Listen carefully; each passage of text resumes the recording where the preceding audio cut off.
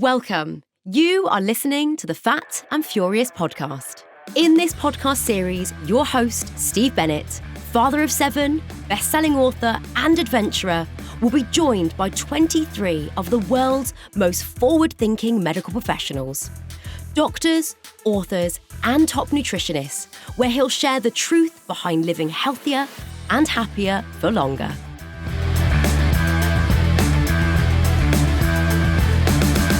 Today, I'm thrilled to be spending the next hour with Dr. Jen Unwin.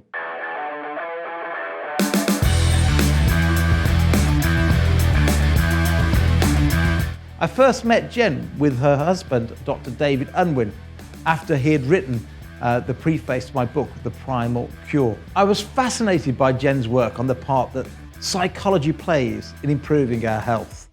Together with David, Jen has undertaken a body of work that looks to hit the issue of obesity and diabetes head on by addressing both behaviour and lifestyle in favour of prescribing medication. Jen's GRIN methodology, which we'll discuss during the hour, has transformed the lives of thousands and has shone a light on how best to approach many challenges, including weight loss and diabetes. She's also a key supporter of the public health collaboration and the leader of Real Food Rocks. It promises to be an incredibly interesting hour, and I am genuinely delighted to welcome Dr. Jen Unwin. Dr. Jen Unwin, thank you for joining me. Delighted. Now, I'm at an advantage over the audience because we've met many, many times. I've been to your home, you've cooked me the most amazing low-carb lunch. Thank you. But for those that haven't met you yet, tell us a little bit about yourself.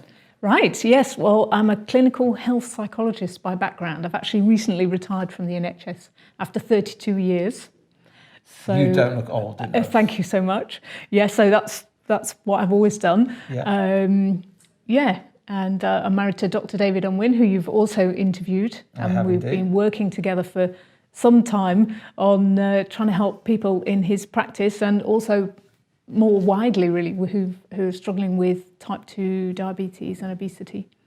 Tell me what a clinical health psychologist is.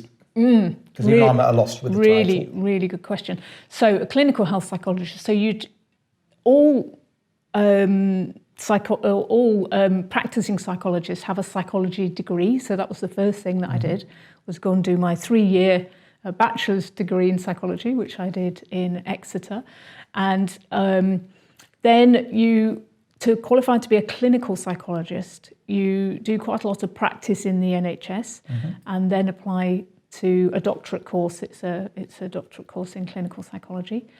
Back when I did it, actually, it was a master's, so I did that in Manchester, and then I did get a doctorate, which I did at Hull. So I've been in universities quite a lot, yeah.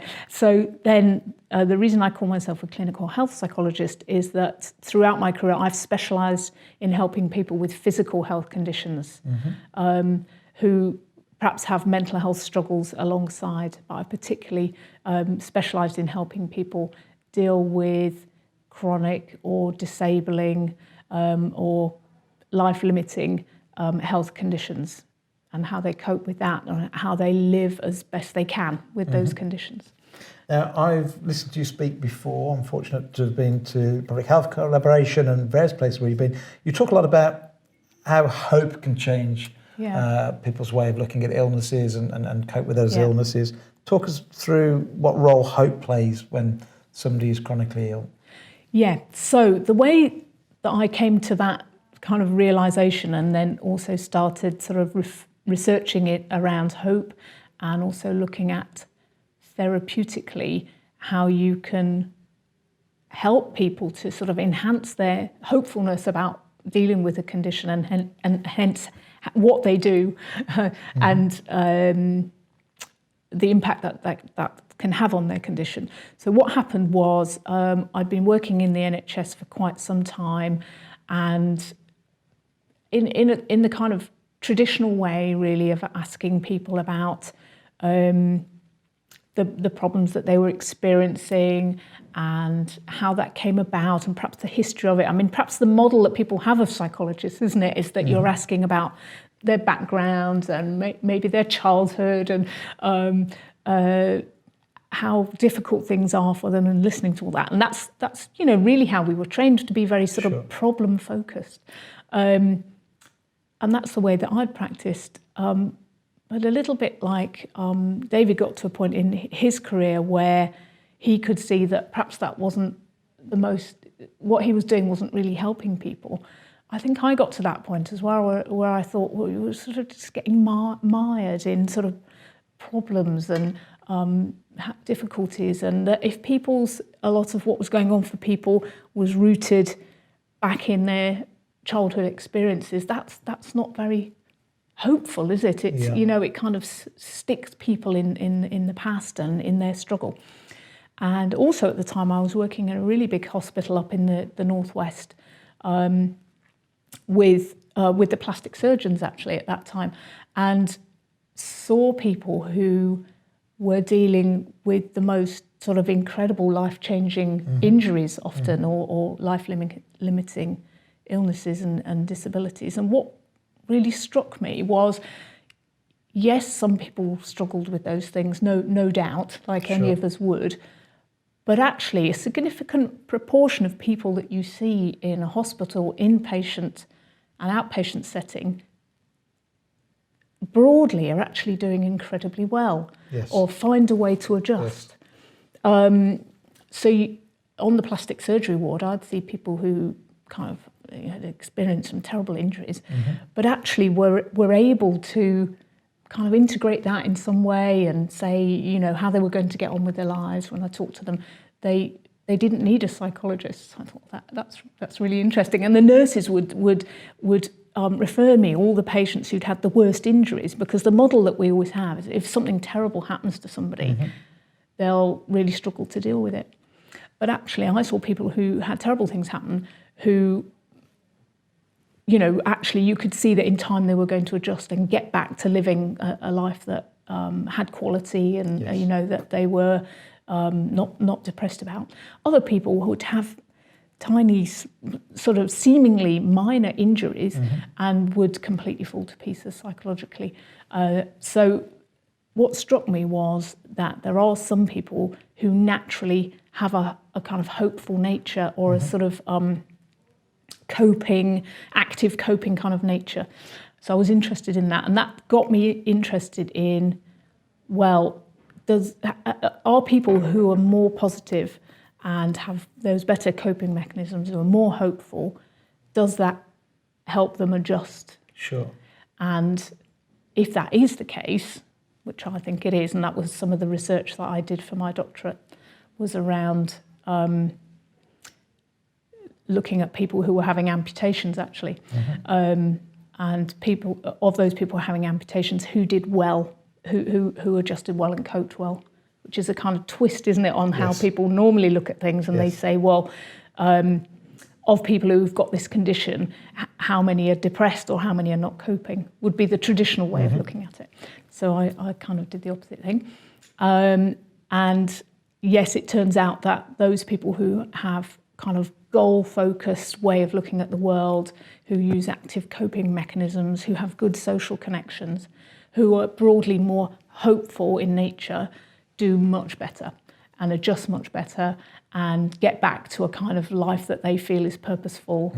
And those people who have those hopeful natures, the research shows that they need less pain medication, they get sick less often. Hopeful, those people with that kind of those kind of characteristics even live longer. Isn't that amazing? Sure. Yeah, I can believe it. Absolutely. Yeah, they actually live longer.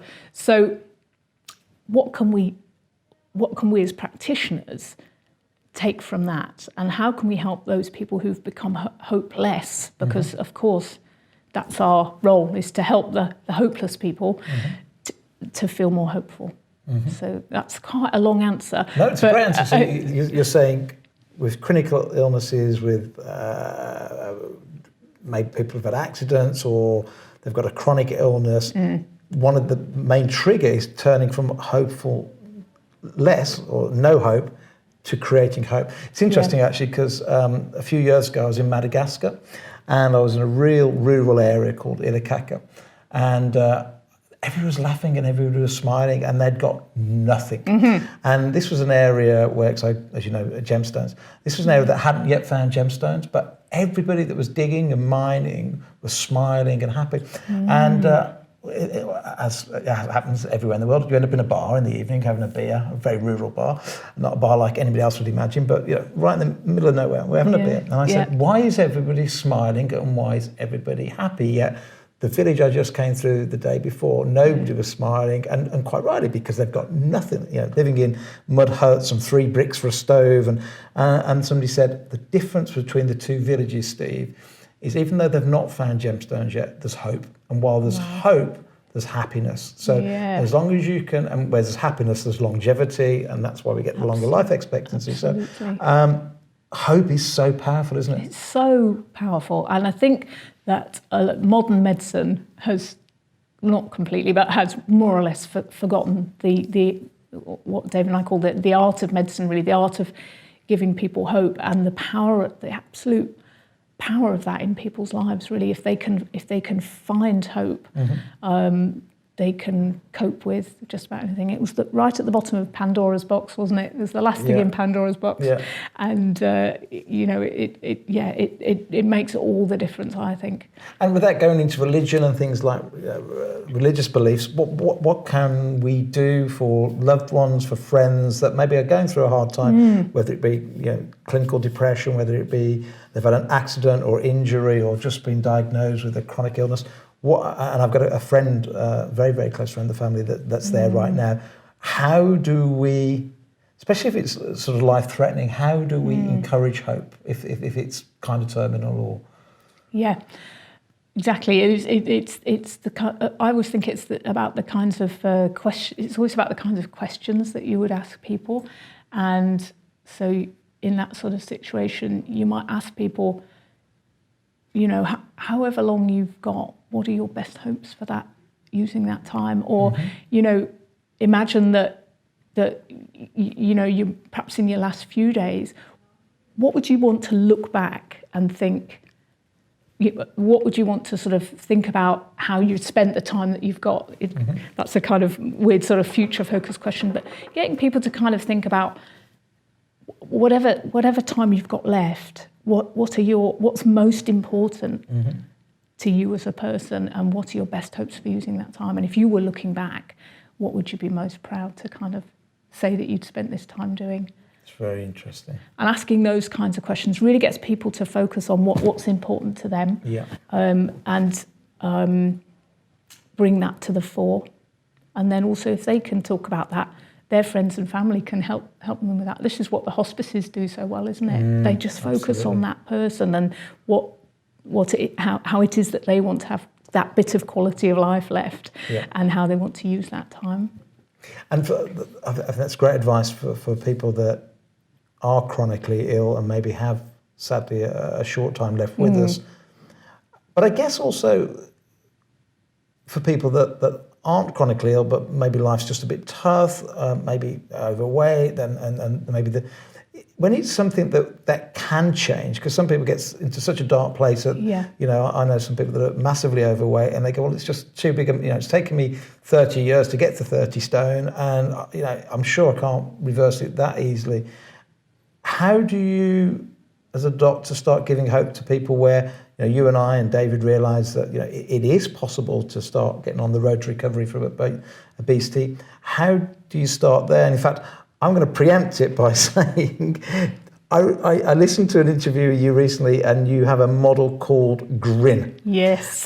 So, in fact, I'm leading you down a garden path here. Tell us about GRIN, because I think this is probably going to answer the question I was about to ask you. Yeah. You have this acronym called GRIN. Talk us through it, and I think it'll answer my question. Yes. So GRIN is a kind of distillation, really, of all my 32 years of thinking about positive psychology, which we've just been talking about. And also the kind of therapy that I practiced was called solution-focused brief therapy. So if people want to find out more, they can Google about that, or we can put some links up maybe. So it's a kind of distillation of positive psychology and solution-focused therapy. What we were trying to do, what I was trying to do, was to get to the point where, so we said, didn't we, that I think modern medicine has sort of been stripped back of its ability to kind of help people to be more hopeful. And what we've said is that makes a massive difference, and sometimes more difference than all the clever medications and things that they can do. You'll know about the placebo effect, and how massively powerful that can be, that if people believe, like you say, they believe they were going to find the gem, so they were all working when they have more energy. And if people believe that a tablet's going to help them or a treatment's going to help them, even if there's nothing in it, they start to feel better, they start to notice that they're better, they perhaps do more, they perhaps eat better, so all kinds of things can lead to that. So we want Am I right in thinking what you're saying there is it's the placebo itself leads to hope? So it leads to positive mental attitude because you believe that, because you don't know it's a placebo, and well, it's been proven, hasn't it, countless times in research that placebos work. I'm fascinated by that, absolutely, and of course that's psychology, isn't it? It can't be anything else. Sure. So that's the power of psychology. So if people think that they're going to get better, they start noticing, I'm walking a bit better, or the pain's not so bad today. So you start noticing the positive things. So how can we get healthcare professionals who are busy to see that, asking some of these different kinds of questions will help the people be more hopeful, which is going to help them to be motivated to make the changes that are going to make the difference? Because we've mentioned chronic disease. You're all about getting people to change their behaviour. The doctors aren't going to make you better from, as we said, from diabetes. It's going to be about lifestyle change.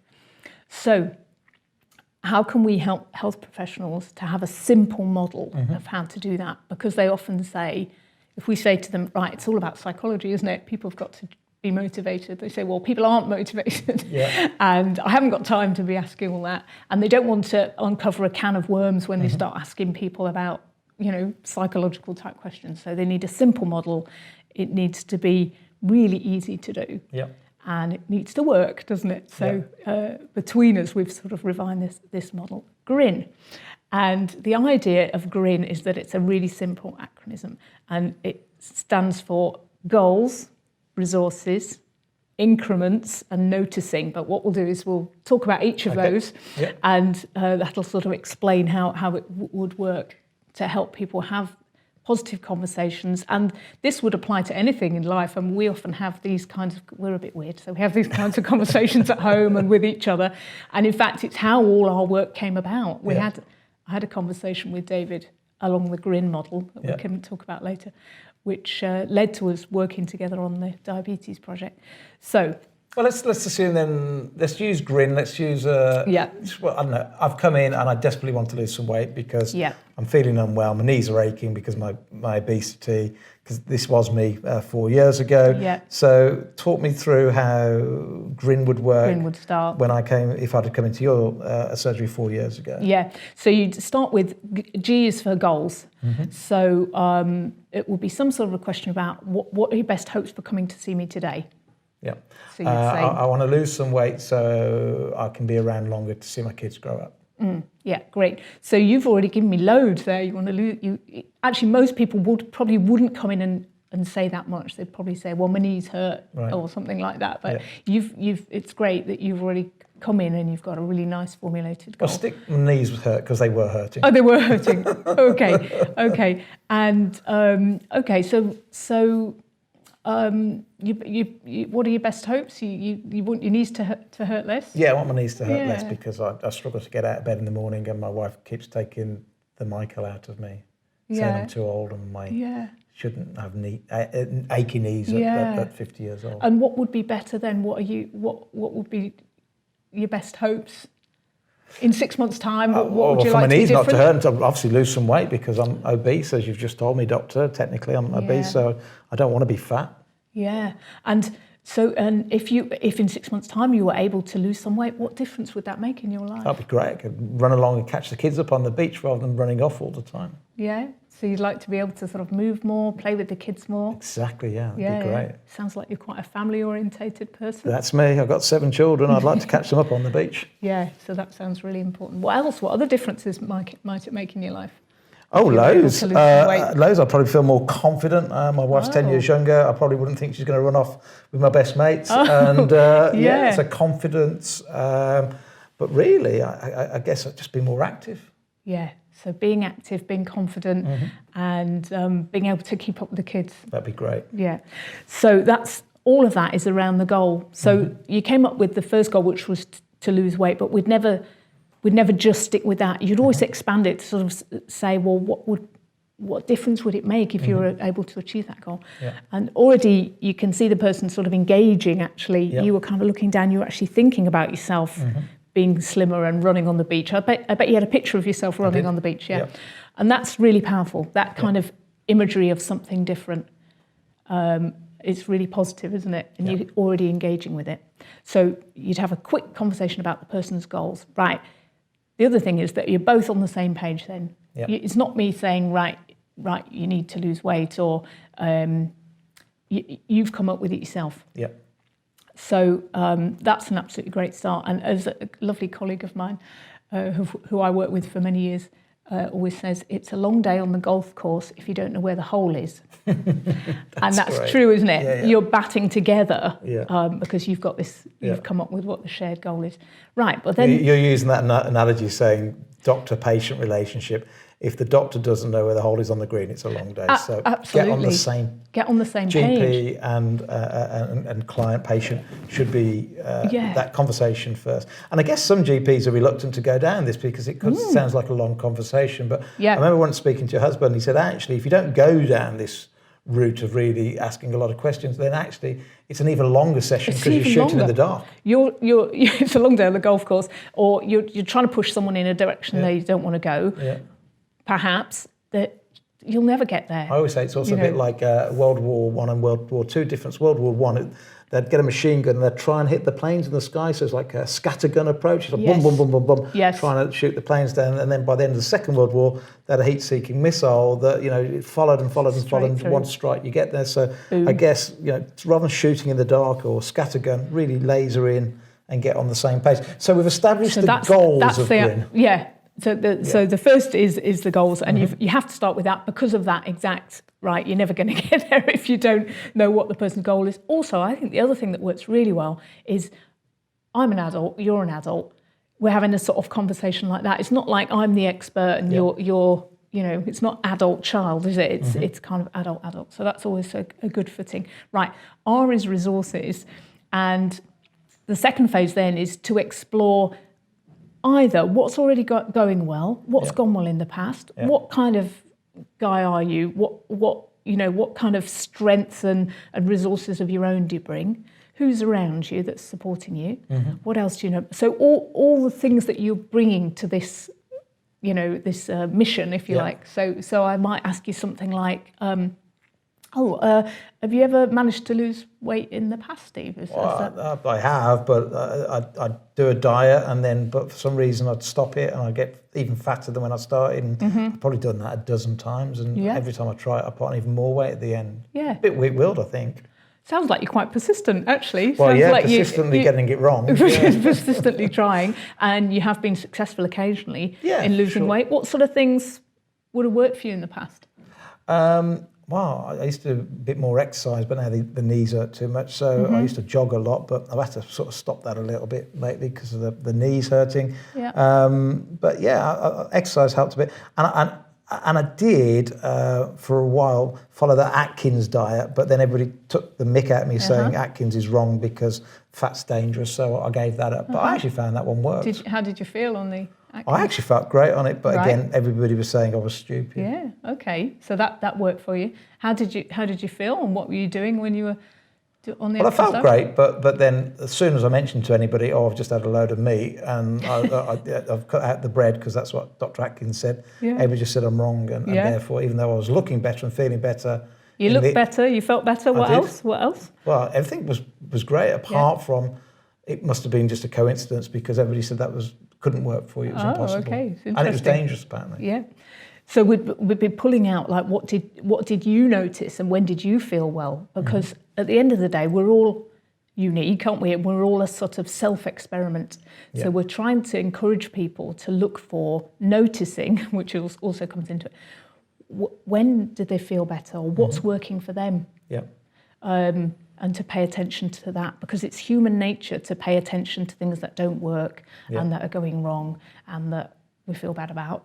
So trying to train ourselves and the patients to look out for what's working, what suits them, what's going to be sustainable. Yeah. And would resources be also things like who does the cooking at home? We might ask. Yeah. So, well, actually, I like to do the cooking. You like to do cooking, so that that's really good. Wife's too busy with all the kids, so I like to do the cooking. You enjoy doing cooking, so that's great. You'll be able to kind of buy and cook stuff. I might also say, I've known you for a while now, and I know that you are an energetic, kind of resourceful person who is interested in reading things. Yeah. Yeah. So would you be interested in reading this book, maybe? Yeah. That's a great question. So if I know... So rather than telling somebody to read it, there's no point pushing them down that route if they say, well, I just don't read. Yeah, that's fine. But they might be, do you use YouTube? Oh, well, then watch this or do this. Yeah, Or they might be, maybe they already belong to a gym, or I don't know, there's myriad things that could come out. A sister who also wants to lose weight, they're going to do it. That's a good thing, looking for... I think human beings are naturally very sociable, aren't they? So if you can get people to join a group of people or an online community, so we often give them, point them to some resources as well. We push that really hard at Primal. If you can get 2 or 3 of you to buy into the same way of achieving your goals, so much easier than having then doubting Toms going, well, back to the Atkins one. Back to that, I was just thinking, back to the Atkins one and going, well, if a few of you have been doing that together. Works. And it works, exactly. So trying to bring in the sort of, so that all goes in the resources. So that's a quick conversation about kind of who's around for people. And we always involve, if it is someone else in the family that does the cooking and the buying of the food, you'd usually involve them, because usually they're delighted if someone's trying to do something better for themselves. Sure. There's the odd exception, of course, but usually people are kind of willing to work together as families, and they're pleased with that. So I've come into surgery. I want to lose my weight because my knees are hurting. We've talked about the goals together. You've questioned me about making sure I understand what my goals are. Talked about the resources, what's available to me. What do you mean by increments? Right. So then what you're kind of getting a sense of is where's somebody up to right now. If their goal, if you were to imagine their goal with them for you, losing a certain amount of weight, and you might go into that in some detail. Well, if that's 10 out of 10 and you're running on the beach and your knees aren't hurting, that's like your miracle almost, isn't it? You're 10 out of 10. 0 out of 10 is where your knees hurt all the time, you can barely walk, you're the biggest you've ever been, etc. Sort of kind of the worst scenario. Trying to get some idea of where people are right now. So at that time then, where would you have put yourself out of 10, where your goal was to lose weight and your knees not hurt, and 0 out of 10 is where your knees were hurting all the time and you were so huge you could hardly move about. So where would you have been at the time? I think when I faced my obesity, I was rock bottom, scared, worried. It's actually the time when my wife said she was pregnant with my 7th child. I was rock bottom. I tried to do diets before and they hadn't worked. And, going off subject a bit, many people know my story, but, that was a catalyst for me. So I was rock bottom.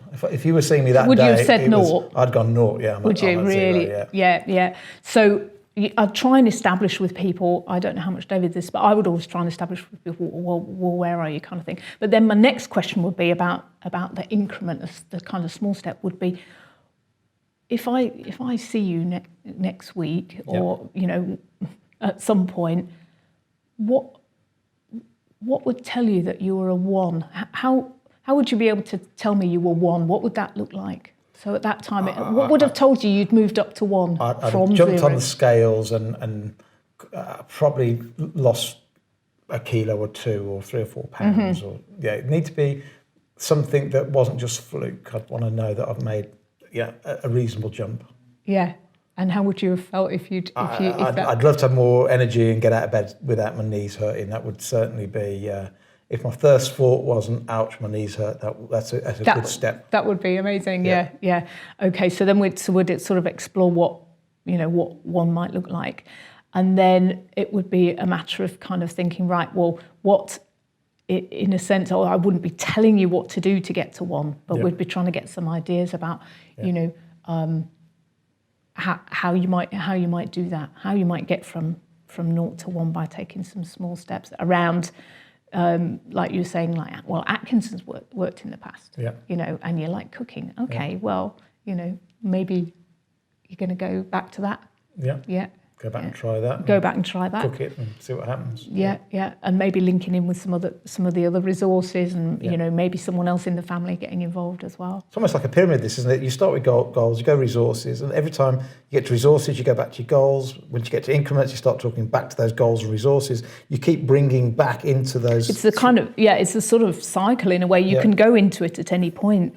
Yeah, and then N is the noticing. So that's really important. So as I say, it's human nature to notice the pain. You're going to notice the pain, and you're going to more or less be thinking, well, the pain's there all the time. Mm-hmm.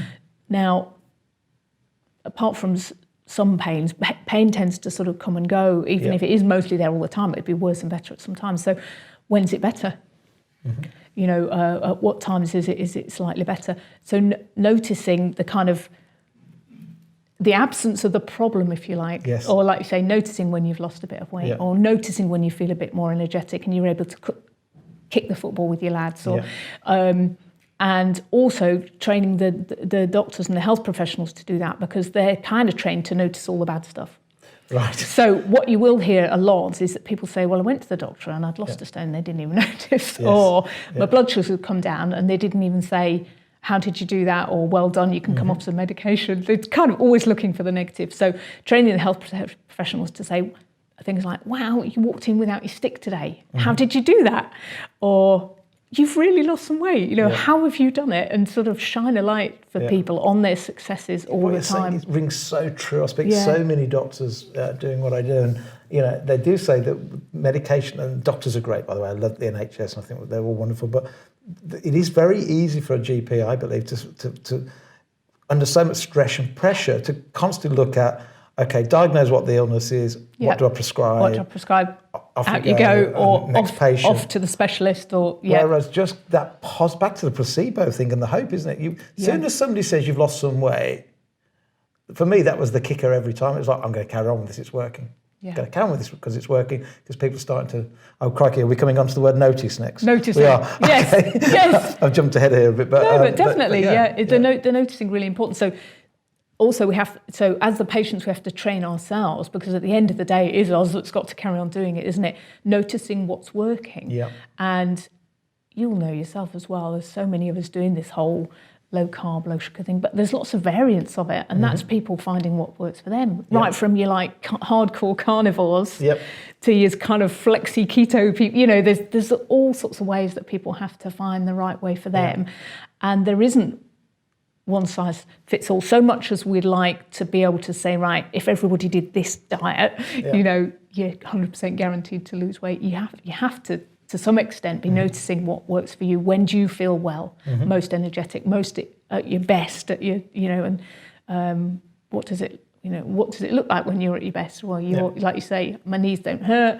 I'm able to run around. I'm kind of energetic and cheerful with it. Well, that's really important, and notice when that happens, rather than noticing, when you feel rubbish. So and getting the doctors to notice. And David does a wonderful thing that people love, work with the graphs. So he's really noticing, and he's printing out the graphs, and then you're able to go, well, that's working with the blood sugars. Look at them coming down, and that's feedback for people, isn't it? Feedback's so important. What's that thing that people are now slapping? Scales, or what's that? The Freestyle Libre. Freestyle. David was talking to me. He wore freestyle. One for a while, and you just get that instant feedback from what you're eating. To the effects on your blood sugar. Yeah, it's taught me into actually putting one on myself for a month and see what happens. So for those that don't know, Freestyle is rather than injecting yourself and doing a blood sample and taking a finger prick, you actually wear it. It just goes through the outer layer of the skin. And as you eat your banana or your slice of bread or your pasta or for the healthier stuff like your meats and your vegetables and so on, it will, to your mobile phone, give you a readout what's happened to your blood sugar level. So you instantly or over time build up an understanding of the effect food has on your blood sugar levels. Absolutely, yeah. So I'm definitely going to get one of those because I think it'll be interesting. I'm going to try one at some point just to see. Now, what happens? So all this. So we talk about goals, resources, increments, and noticing it. GRIN. It's a great acronym to remember. Just keep using those kind of techniques, and as I say, you can use them.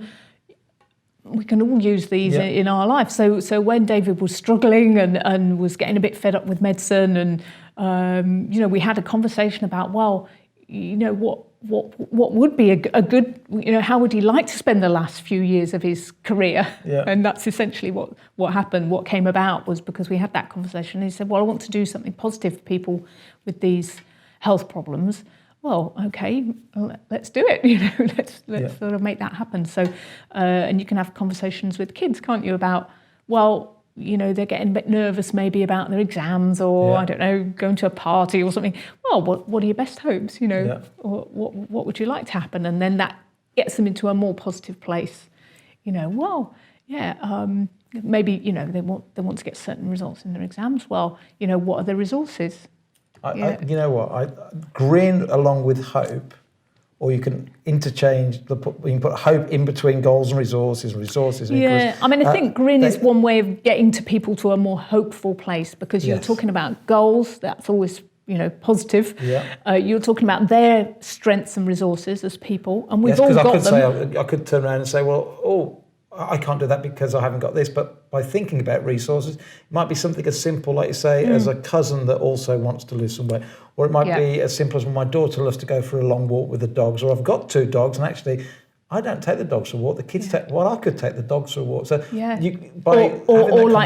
are you a really, because I know that you are, a really determined kind of organised person, and everyone has those character strengths that they can bring. We're all different, aren't we? So I'm quite an organised person. That's what I would bring. Some people are very sociable, so they do it with other people. There might be some people are like yourself would read everything on the topic.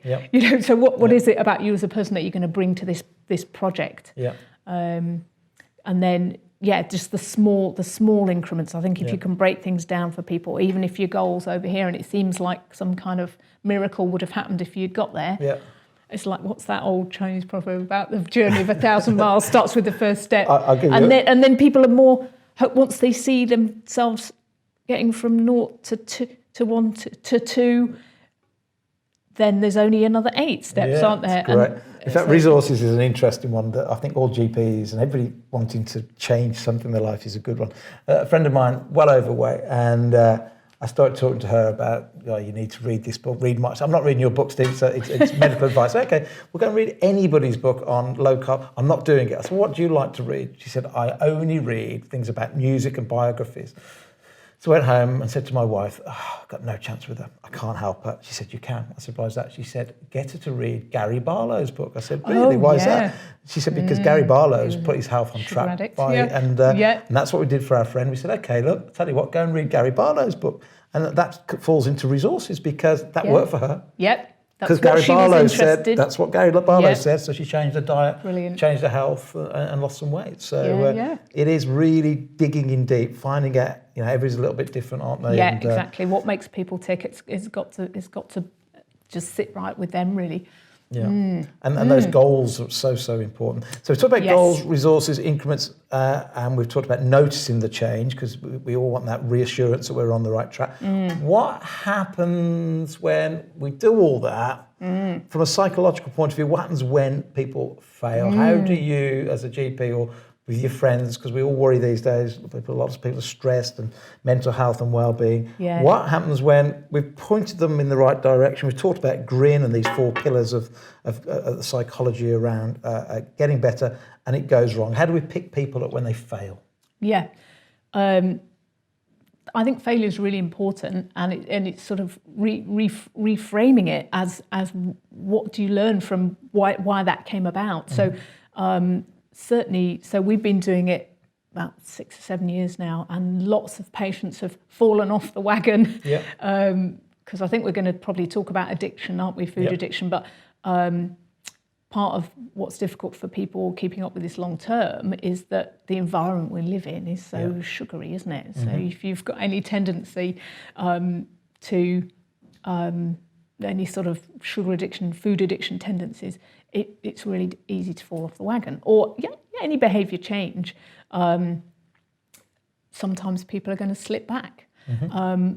But I think that's Einstein who said that you learn to ride a bike by falling off, because how do you find the middle balance? By falling one side and then the other, and hopefully kind of less often as time goes on.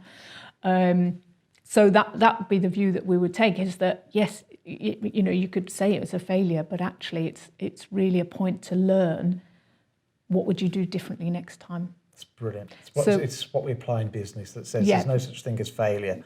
It's the learning, and as long as you can apply some learning, no matter how big the failure, as long as you get the learning out the back end of it, how can you do it different next time? What was working, and how did you feel before you fell off the wagon or things kind of went wrong? What was working well? What would you want to hold on to? But actually, what were the circumstances around that? Normally Christmas, we found out with our low carb groups, it's nearly always Christmas. So if you look at people's graphs of people who go up and down, like December, whoop, the weight goes kind of shooting up. So holidays Christmas. And Christmas. We were and watching birthdays. A programme on BBC last night, my wife and I, about cruise liners, and they reckon the average person going on holiday on a cruise liner put on a pound every day. I mean, that would be me. They were selling how good their food was, and I sat there going, "Oh, that's horrific! That's a pound per day, 2-week cruise. That's a stone. That's a stone. Yeah. I could definitely do that. Yes, and then thinking, wow, what would you do differently next time? So those are the conversations we have with people, and in the group, and we say, well, every year we have to go through Christmas. What are people how are you going to cope with that? Or how are you going to get back on track? Or how are you going to do? We've ended up doing Christmas completely differently at home, which is quite a sort of, Christmas is such a sort of sacred family time, isn't it? But over the years we've learned to do it differently so that we don't end up, there were some years where I did end up at least a stone heavier after Christmas and then struggled until sort of March or April to kind of rein it back in again. So we've learned over time not to do that. So I think those are the kinds of questions you'd ask people. Well, are their best hopes still their best hopes? And if they are, well, it's kind of starting from where you are now, integrating that learning and getting back on track. So we've talked about GRIN, great acronym for doctors, patients, general public like myself to understand about breaking everything down. We talk about hope and how important hope is, but let's park all that for a second. I want to talk about nutrition and addiction, and in particular, a question asked a lot of people these days because there's different views. Is sugar addictive? And if it is, how do we kick that addiction? Yes, right. So the short answer is yes. The long answer is I think there is quite a lot of evidence, and there's kind of mechanisms as to why that would be, and also a lot of the behaviours that you see around food are addictive type behaviours. And the other angle to it is that I consider myself to be a sugar addict, and that part of doing this and adopting this lifestyle is a very personal thing, because it helps me to stay in control of my health and weight and kind of self-esteem, and that all my life I've struggled with putting on weight, losing weight, struggling to kind of moderate the amount that I ate. But if I cut out sugar and carbohydrates, that becomes a lot easier. I still do overeat on occasion, but not quite to the extent that I would have done with sweet things. So, in terms of the science behind it, sort of having looked into it, as I say, this is the kind of, well, what are the mechanisms? And then there's like, well, what are the behaviours that make us think that actually maybe people can get addicted to sugars and carbohydrates? So when we eat eat sugar, sort of various things go on, don't they? As David was saying, insulin goes up, and then in the presence of insulin, various other things happen. So it's much easier for tryptophan to pass the blood-brain barrier in the presence of insulin, and tryptophan is a precursor for serotonin, which is the happy hormone. So if you have a lot of sugar, you get a temporary serotonin happy boost, which people will say, won't they? They do, get a short-term kind of happy feeling from eating sweetened carbohydrate or carbohydrate fat combined foods. But of course, several things can happen. Then, because it's nice to have that feeling, it's something that you're going to want to repeat. And actually, we know that sugar does act in the kind of habit centers of the brain. So you're kind of almost like driven to repeat that behaviour that led up to you having that nice feeling. That's right, and because then, just like any addiction, the receptors for serotonin and dopamine in the brain, they start to get worn out, so you need more and more of it to fuel the craving. Yeah, serotonin and dopamine's involved as well, which is, again, very much involved in kind of reward mechanisms in the brain. Also, if you have more, the tryptophan more easily passes over to make the serotonin, but eventually you're going to deplete your tryptophan as well. And that isn't found in sugary foods. It's an amino acid, isn't it? Yes. So it's found in meat and fish and those sorts of substances that perhaps if people are carbohydrate addicted, and certainly when I look at our diets, pre sort of adopting a low carb lifestyle, we're very sort of carb heavy and protein low. Now, if you're then low on tryptophan and serotonin because you're not getting it in your diet and you're using it all up, desperately trying to kind of chase that fix, then what's that going to lead to? Well, we know that when people are depressed, there's a lack of serotonin in the brain. Yes. That's how the antidepressants work, isn't it? So you get yourself in this terrible cycle of trying to chase the happiness. And actually, over time, you're becoming more and more miserable. So it's a horrible trap. It's a really miserable trap that people get into. I think also there's a lot of confusion between pleasure and happiness. Absolutely. So pleasure driven by dopamine, happiness driven by serotonin. And actually this is where the big food companies trick us a little bit by going happy meal, happy hour, happy everything. And really, they're not really selling happiness, because happiness is long-term, and long-term is the feeling you get from seeing your children grow up, your loved ones, the sunsets, and so on and so forth. So we're sold happiness, but what they're actually really selling is short-term reward, and that's where that addiction comes in. I couldn't agree more, and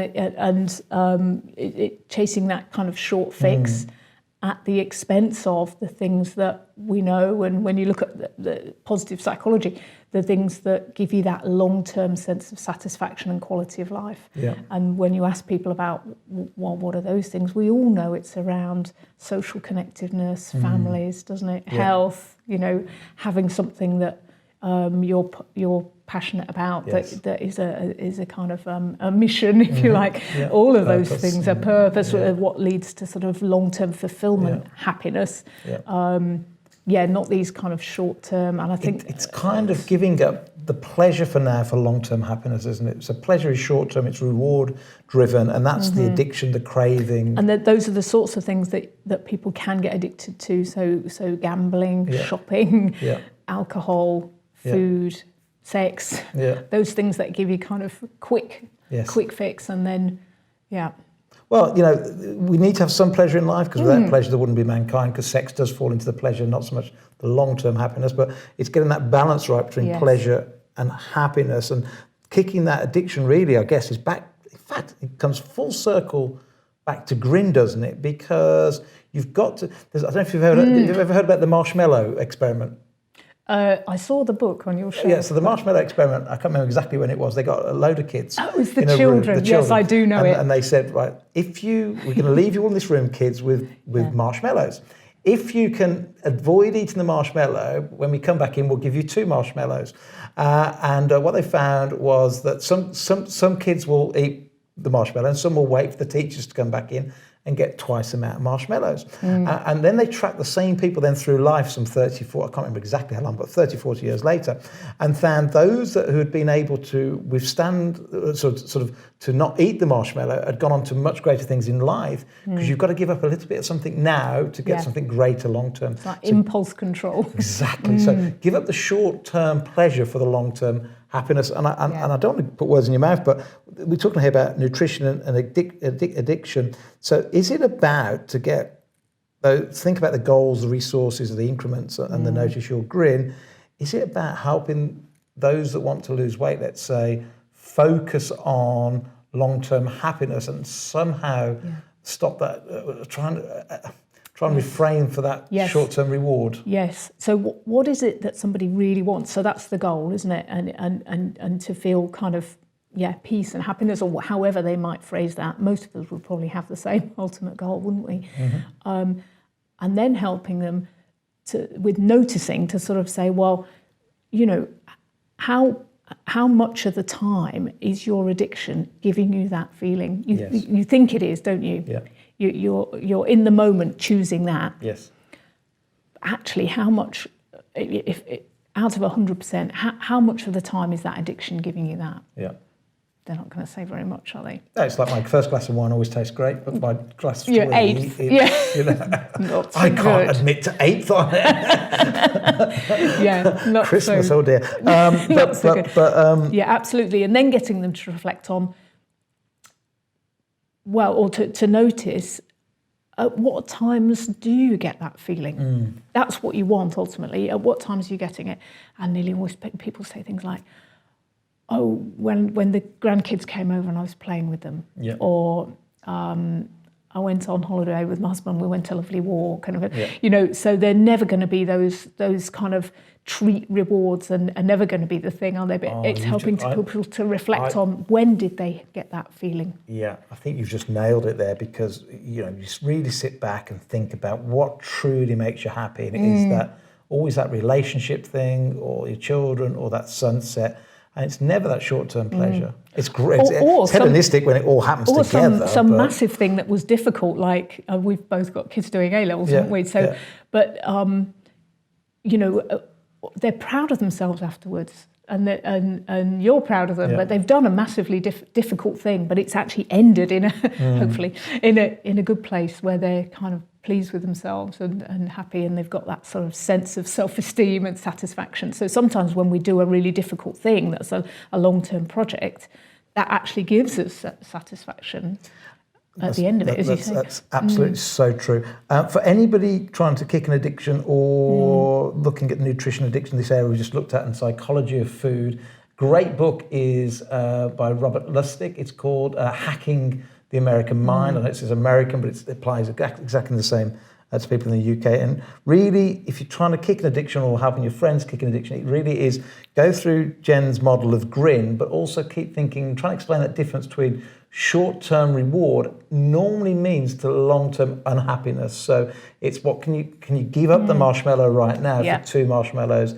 Bad analogy, because we're talking about food and sugar. Sugar, yeah. Not the marshmallows.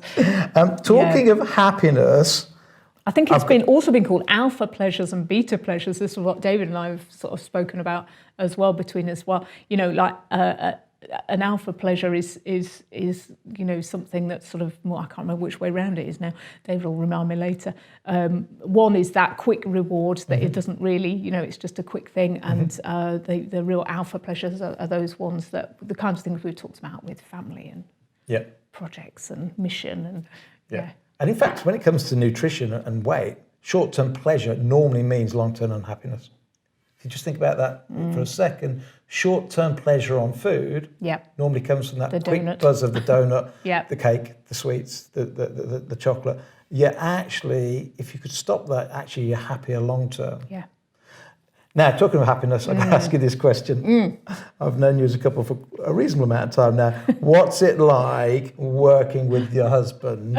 And talk about how, just quickly for me, how you come from the psychology point of view, obviously David being a GP, but really focusing in on diabetes. Is there any parallel learnings that we can pick up on here from you approaching the psychology of health and David on diabetes and obesity. Is there any parallel learnings we can gain from here? Definitely. So although we'd sort of worked both in Southport, we'd never worked together because I had my job and he had his. So it's only 7 years ago that we decided to sort of focus together on this particular project. And it's been great actually, because I was completely comfortable working with groups, whereas David had always done one-to-one consultations. He was like, well, groups, they're a bit scary, people could say anything. So that was great. But we used this model again in the group with our conversations with people. And obviously I'm not a medical doctor, so I wouldn't give people nutritional advice. I can only say what my experience has been and try and help them with these tools and the kind of conversations that we have to help people to change their own behaviour and to notice how they feel. So that's how the psychology side comes into it. But it's been fantastic working and to see David's passion and enthusiasm, and he was ready for retirement 7 years ago, and just to see him now full of life is fantastic. On a kind of personal level, to see how the project has given him a whole new love for medicine has been wonderful. Well, you say that with a big smile on your face, and for me, happiness is health. Happiness is longevity. Yeah. So may that happiness and your longevity carry on forever. And David, by the way, I said to him, just one word of advice. And David's one word of advice was, if you see food advertised on telly, on the radio, or an advert, it's probably not the right type of food to eat. Eat food that's not advertised. So the good news is the type of food we're having this evening is a steak from a local farm, so that won't be advertised there. Broccoli and some greens. So we're on track. We're on track with David and his final words. I always ask every doctor that comes to see me, and I sign off with, what would you like your legacy to be? I think it would just be that when we're having conversations with each other, we try and understand what the best hopes are and what the goals are. Yeah. For each side. So in a medical conversation, with friends, with families, to understand that, to understand what people's personal strengths and resources are, and to always try and comment on if you notice something positive or if you're grateful for something. I think always saying that out loud. If somebody's looking well, say that. If they did something that you thought was brave or kind, or just always really pointing out where the positive is. And I think we can all do more of that. Do you? I did say that was the end, but I want to ask you a quick question about bringing up the kids, because I know you've got some lovely children. I met your son down in London a couple of weeks ago. Is that a word we should use a lot? Bringing up our children. What do you hope for? Or is it more related around health and illnesses and wellnesses? Or is that something I should use a bit more? What are your hopes and aspirations for my children? Or is that more... definitely, yeah. What are their best hopes? When are they at their best? When are they at their most alive? It's all different, isn't it? We're all different, what our particular kind of passions end up being and what our particular skills are. And I think pointing out to them when they did something that was brave or good, or they seemed to be really enjoying themselves, and just really noticing when they're at their best as well. I might try and introduce that word hope when I speak to my children. I tend to use the word feel a lot. Too many people say, why do you think like that? And think it hits a different part of the brain. So I'm always asking my kids when they're doing things, why do you feel that way? So they'll say, that's Dad's favourite word. Why are you feeling like that? But I'm going to start asking them about their goals. What are your best hopes in this situation? Or if this thing that you're going to do went really well, tell me how would it go, Yeah, how does it play out? How would it play out? And if they can imagine a situation that they might be a bit anxious about playing out really well, or if you were at your best when you did that exam this afternoon, what would you be doing? Or how would you, and it gets them into that kind of positive mental place. Yeah, brilliant. I'm going to ask you one more final question that I ask some doctors, but sometimes I don't have time. I'm going to ask you, give me... what are the 3 most important things for a longer, healthier life? Oh, okay. And by the way, everybody has a different answer. There's no right and no wrong. Of course. Every doctor, when we were at your conference, the Public Health Collaboration Conference, we put that on a form and we asked, you had 200 medical professionals at your event. And lots of answers come up quite often, but there's probably 30 different answers. Yeah, of course. Well, it would be the sort of things I've talked about today, really. So I think it's really important to think about what your own best hopes are, what your own goals are, to have some sense of that, because human beings are very goal focused. So you need to have some sort of a project or a passion ongoing. That can change over time. It doesn't have to be fixed. You can always sort of revise it. But would you say that's goals and purpose? Goals and purpose. Right. I think social connectedness. There's so much benefit that we get. It sounds a bit twee, but from helping other people. Yeah. So stay connected. Stay connected and help other people. And then. And by the way, we see that when we read books like The Blue Zone, and we were talking about Jason Fung earlier on, or Fung, longevity, family orientated, socialise. Yeah. And I don't mean socialise on internet and digital media, but really be active in your community. Absolutely. And the last one would be, I think the noticing thing's really powerful. So notice when you feel at your best, when you feel most alive, and follow that. Correct, follow that feeling, and the same for the family. So notice when someone in the family is really kind of, they seem to be most themselves, and comment on that. Understand yourself, is it? Understand yourself, your own body, reflect on your own brain and what makes you happy, because it doesn't necessarily mean you've got to follow what. That's kind of the problem, isn't it? We all look at, well, I don't, but I see my wife occasionally reading OK magazine and this magazine, and reality is that's their life. Get on with your life, find out what floats your boat. Yeah. And do more of it. And see where that leads you. Yeah. Dr. Jen Unwin, fabulous speaking to you. Thank you so much. I hope you enjoyed it. I have enjoyed it. Yes, thank you. Excellent. If you enjoyed this podcast, then why not subscribe to the full series so you can hear from all the incredible health professionals we spoke to. For the full story, you can also get the book Fat and Furious, written by Steve Bennett, available on Amazon. And to say a huge thank you for watching us here on YouTube, we are even offering you an exclusive Amazon discount code so you can get yourself a copy. For more details, head to the description below.